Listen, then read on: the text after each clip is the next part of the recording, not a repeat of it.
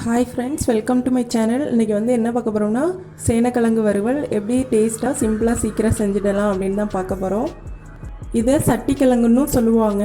இப்போது வாங்க அது எப்படி செய்யலாம் பார்க்கலாம். இது மாதிரி பீஸ் பீஸாக நம்ம நறுக்கி எடுத்துக்கிறோம், தோல்லாம் சீவிட்டு. அதாவது இது டிஃப்ரெண்ட் முறையில் ரொம்பவே வேறு ஒரு டிஃப்ரெண்ட் ஸ்டைலில் இன்றைக்கி நம்ம வறுக்க போகிறோம். அது எப்படி செய்யலான்னு பார்க்கலாம்.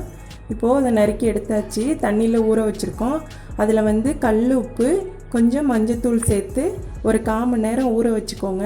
ஏன்னா இது கொஞ்சம் அரிப்புத்தன்மை உள்ளது, அது வந்து சரியாயிடும். இந்த மாதிரி ஊற வச்சுட்டு செஞ்சிங்க அப்படின்னா அந்த அரிப்புலாம் போயிடும்.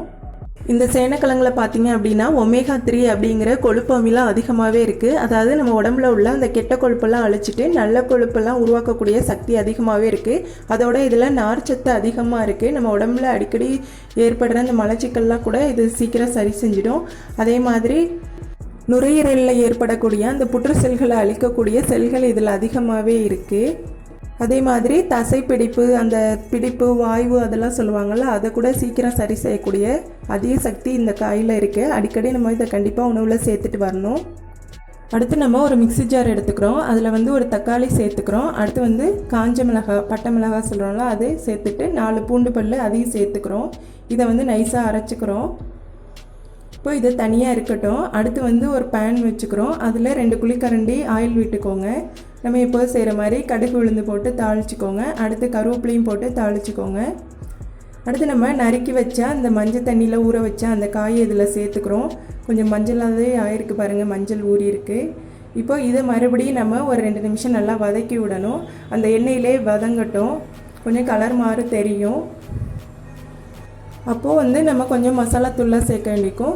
அதாவது 1/4 ஸ்பூன் மஞ்சள்தூள், அதாவது அதிலே கலர் இருக்குது இருந்தாலும் கொஞ்சம் சேர்த்துக்கிறோம். அடுத்து மிளகாத்தூள் 1 ஸ்பூன் அளவு, அதையும் சேர்த்துக்கிறோம். உங்களுக்கு காரத்துக்கு தகுந்த மாதிரி தான், இன்னும் கூட கொஞ்சம் சேர்த்துக்கலாம்.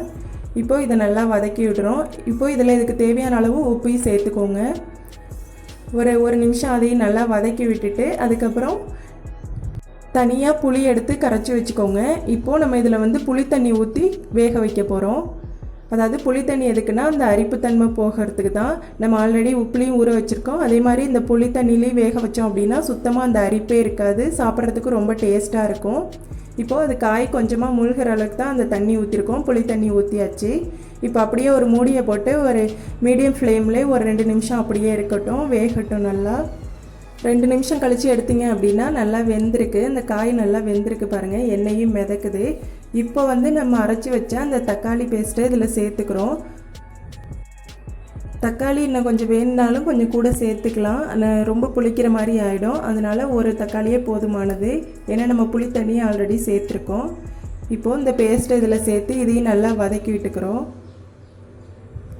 தக்காளி பேஸ்ட்டும் போட்டதுக்கப்புறம் அதை நல்லா கிளறி விட்டுட்டு அதே மாதிரி ஒரு மூடியை போட்டு 2 நிமிஷம் அப்படியே மீடியம் ஃப்ளேம்லேயே இருக்கட்டும். இந்த தக்காளி அந்த இதெல்லாம் ஃபுல்லாக அந்த சாறு உள்ளே இறங்கிடும். இப்போ பாருங்கள் நல்லா எண்ணெய் மிதக்குது, அந்த தக்காளி பேஸ்ட்டெல்லாம் கலந்து நல்லா கலராக இருக்குது.